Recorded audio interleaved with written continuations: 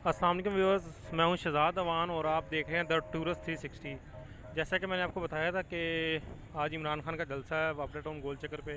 तो अभी हम जलसा गाह पहुंच गए हैं। देखें, ये सामने जलसा गाह है, काफ़ी रश है इस टाइम, आवाम अभी आ रही है काफ़ी ज़्यादा। तो चलें जलसे गाह में जाते हैं, फिर आपके लिए वीडियो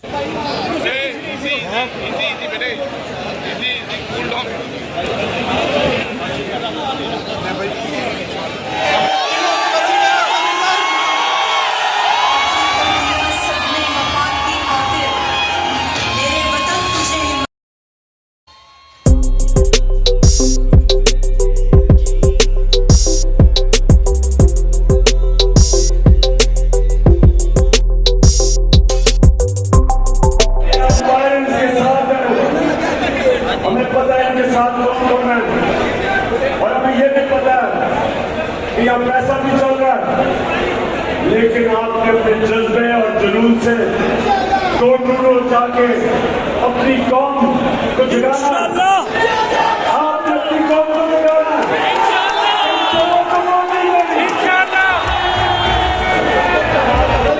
जैसे अभी तक आपका रवैया रहा, किसी को हम पे एतबार नहीं, लेकिन ये